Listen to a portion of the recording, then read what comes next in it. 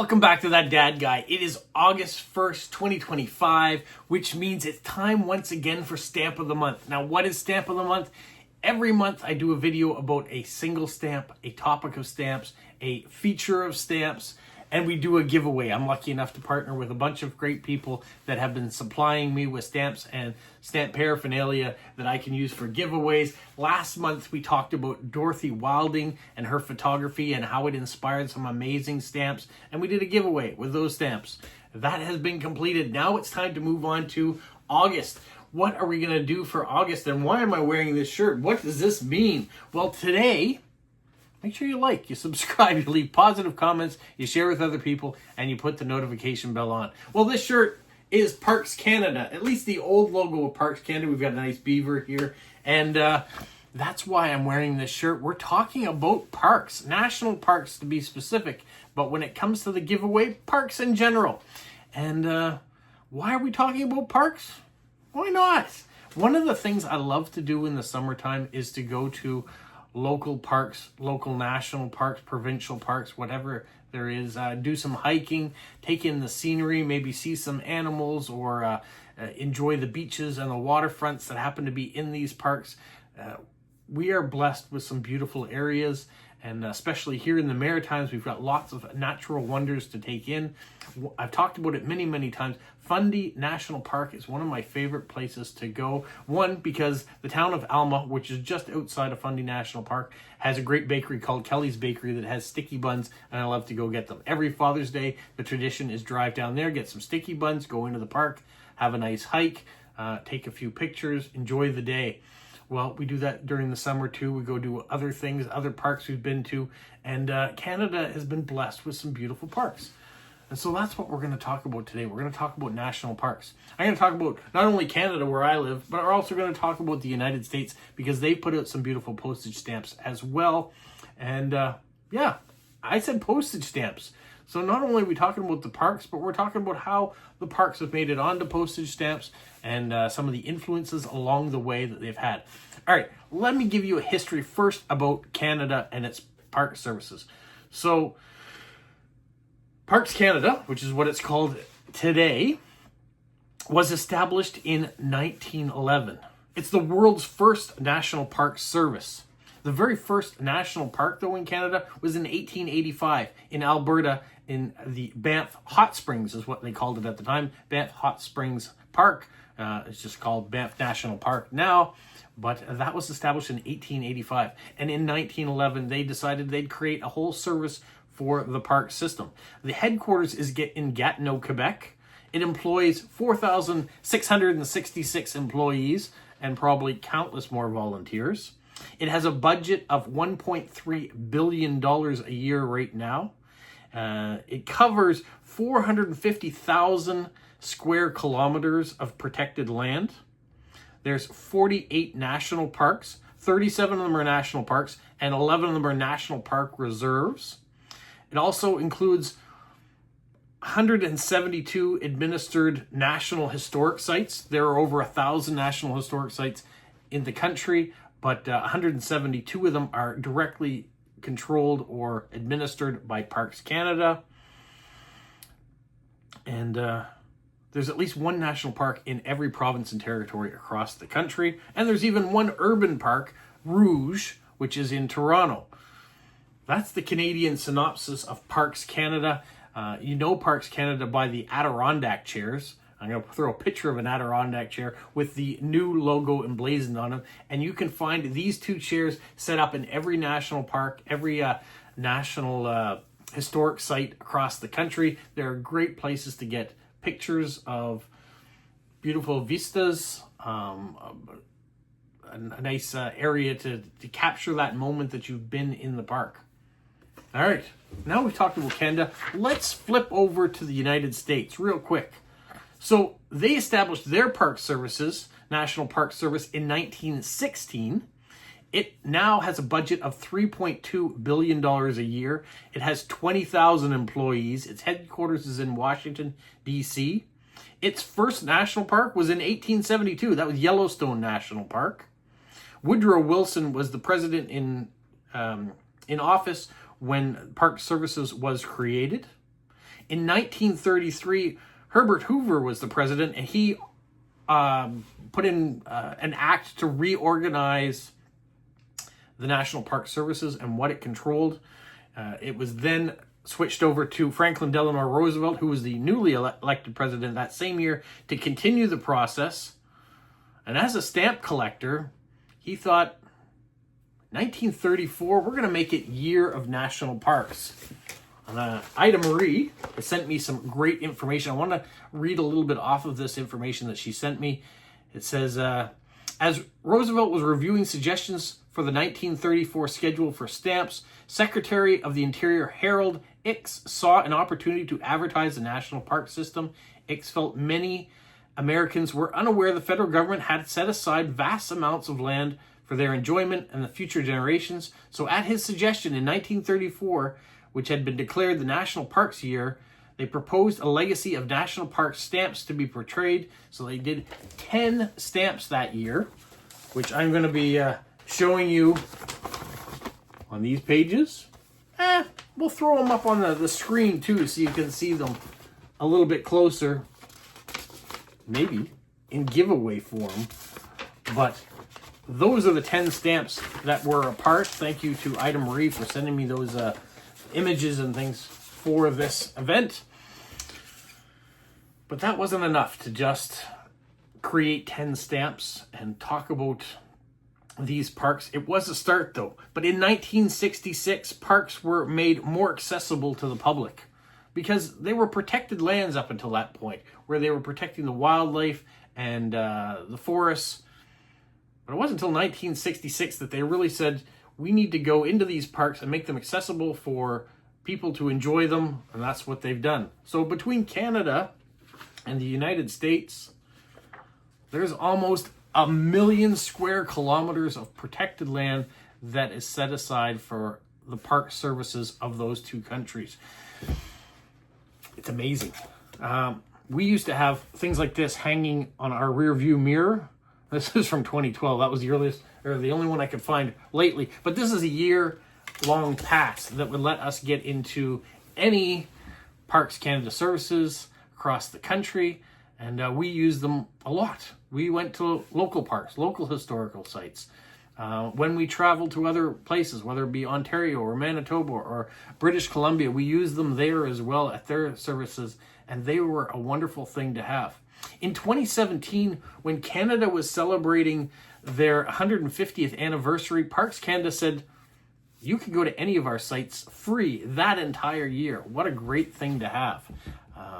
This year, they decided that for people under a certain age, I think it was under 25, to encourage younger people to go to parks, they cut the administration costs of to going to them way down for people of those younger years. It's great. We kind of all wish we had the ability to go and be free in these parks or pay nothing, but I also understand that it comes at a cost. Having these parks, having them be administered, having them being staffed, and to have such large amounts of land across the country that need to be administered, it takes money. So what we want to do is encourage people to go to these facilities, to spend their dollars, whether it's having a staycation and going to a park that is in your area, make use of them. We've put a lot of tax dollars into protecting the lands, protecting the animals, and when you're there, make sure you do that. Don't litter. You want to make sure that if you're there camping, that you're responsible with your campfires. We don't want any major forest fires. These are all things you have to be concerned about. Be aware of your surroundings. Also be aware that there are wild animals around. So don't leave food about, because you may find that you have a bear or something walk into your encampment, or at the least, raccoons. They make a mess of your stuff too if you left things out. But that's a tangent. We're here to talk about stamps, are we not? So I told you about in 1934, the U.S. government put out 10 stamps to promote their national parks. Well, in Canada, we've put out stamps as well throughout the years. One of the things I love about the Unitrade catalog, and if you're unfamiliar with that, here is a Unitrade catalog about Canadian stamps. In the back, it has a list, topical listings. So when I come up with things I want to talk about for Stamp of the Month, I sometimes go to these and look and say, what might be a good topic to talk about this time around? Sometimes I talk about it in an individual stamp. I've done that in the past. But when we came in here and I've been bantering around the idea of parks when talking with Ida Marie or talking with Stephen in Australia, who are great contributors to this channel. And even Liverpool Stamps in England, which we'll get to in a little bit here about how they contribute to the channel as well with regards to Stamp of the Month. Parks came up. And under the Unitrade catalog, under Parks, you can see it here, it has a listing of all the stamps that have come out, and not a lot, but there are some stamps that have come out with Parks Canada in particular. So perhaps it's Fundy National Park has a stamp, which they do, or the Banff National Park.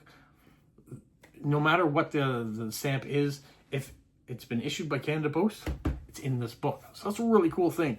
If I wanted to get people on stamps, there are a lot of stamps that have come out with people. So might not be that topic that I'm going to do next, but great catalog. Now, one of the things you guys like to do is you like to win stuff, don't you? So we have giveaways with every one of our Stamp of the Month videos that I put out. There's a giveaway attached to it. I have some things that have arrived already that I'll show you here that will be a part of this giveaway. But the giveaway will be much larger by the end of the month, I am sure. So stay tuned, and you want to enter to win. And how do you enter to win? You got to put in the keyword that I give you in this video alone. You put it in the comment field, and you'll get a chance to win. So stay tuned. Now, I did talk about Liverpool Stamps, did I not? Well, if you go to www.liverpoolstamps.co.uk and you search their website and you decide you want to buy some of their products on there, well, if you put in the code TDG20, that's that dad guy 20, you're going to get 20% off your order. You're going to get a free penny red, and you're going to get a free gift this month that has to do with parks. That's a pretty good deal, I must say. And they've extended this deal throughout the year. So I keep giving you this code, and every month the gift changes based on what we're talking about for Stamp of the Month. So this month, it's about parks. Last month, it was about wilding stamps. So make sure you go check out their site. And if you're so inclined, find a few of the good things that they got for sale and get yourself a discount and some free gifts to go with it. That's that. Now, as far as the other people that have contributed, I've got some things behind me that have already arrived. So they're going to be part of the giveaway. I will show you those things. I've also gone into some of my stamps and pulled out a few things that we're going to have in the giveaway. I'm going to be adding more as the month goes on, and I'm going to be watching to see what comes in from you, the viewers, because some of you do contribute on top of it. I've sent out a preliminary list of all the topics that I have to a few people, and they're the ones that go through their collection and their duplicates or go to their stamp shows and see what they can find to help contribute to make stamp collecting more exciting for all of you guys. These giveaways are great for seasoned collectors. They might fill in a couple holes, but really they're great for encouraging new people to start stamp collecting. And I'm always saying there's no rules really to stamp collecting. What you want to collect, you might pick a certain country. Maybe you collect Canadian stamps and you're just trying to fill in all the holes. You can do that. That's up to you. Other people say, I want all the stamps out there that have cows on them, or I want all the stamps out there that have a windmill on them. You can collect by topics like that as well. Today, we're talking about parks. Maybe you've already got a collection of park stamps, but you might be missing a few, and you might want to enter your name in to win this. Well, if you're going to do it, I want you to write the word Fundy, F-U-N-D-Y. That's our national park here in New Brunswick that I go to the most. And so it might as well be the word that we put in the comment fields. Many of you are very creative with how you use the words in the comment field. Last month it was photography. So some people wrote great big long stories, put the word photography somewhere in that story, maybe capitalized all of it. That's great. Other people just write the word photography and it was done and they're entered just the same. But If you want to be creative with your comment, go for it. I love reading the comments, so it's nice to see what people do and how they get entered. Now, the people that are going to win, or the person that's going to win, will be decided at the end of the month. So fear not, you've got a whole month for you to try to win. So if you're not watching this video on the 1st of August, and you may only have caught it on the 21st of August, you still have a chance to win. Put your name in, put the comment with the word that I asked you to put in moments ago, and you'll be set to win. All right, enough yammering on. Let me show you some of the things that will be in this giveaway. I want to start with something that's a little bit on the bigger side before I get to the stamps. Ida Marie sent me this 100 Years of National Parks. This is the gallery guide. Featured parks, you can see, are listed on the back. And it folds and opens to a beautiful scene of the Grand Canyon. Come on, we all know that as a park. But information all on there. So, not stamps, but a national park thing nonetheless. We'll put that aside. Now let me show you some of the stamps that are going to be in the giveaway. I'm going to start with a few of the Canadian stamps. So they put out a set of 7 large denomination stamps featuring parks. You can see the second one. That's Fundy National Park here with the Bay of Fundy tides. So at the time, these were a large denominational value, $2, $1.50. Now it's just a regular point of a stamp, $5 stamps here. Then there was a specific one that came out for Parks Canada right here. And then this one is more of a garden, but I'm going to put it in as a park stamp. And then here's Banff Springs Golf Club, which is in the Banff Springs National Park. And then I said that the parks also have control or administer National Historic Sites. So I'm going to include a few of the forts that are around Canada that made it onto stamps. Of the 10 stamps that came out in 1934, I've got 8 of them here in the collection that are part of the giveaway. We'll see if I can find the last 2 stamps that are missing. But between Ida Marie and my own collection, we've got 8 of them. And then there's also a Mount Rushmore stamp here. And then the centennial of the national parks. We're able to add a couple in there. And then this one here. And then only you can prevent forest fires, Smokey the Bear. So we've got a postcard that's going to be added in as well. So you've got almost a complete set of the 1934 stamps. We've got a couple here of this. We've got the Canadian stamps. We've got a postcard. We've got a nice collectible there as well. And we'll see what else comes in between now and then. Now, that's just Canada and the US. There are parks around the world. And so we might find, hint, hint, that there might be some stamps that come from different parts of the world too that have parks on them as well. A very nice start to a topical collection on parks, at least from a North American perspective. Let's see what comes in from around the world that we can add into that giveaway and bolster it for the end of the month. I'm sure it will change, and as things come in, I'll update you and remind you to make sure you put the keyword in this video so you can be a part of the giveaway at the end of the month. Well, thank you so much for joining me once again and being a part of this video talking about parks.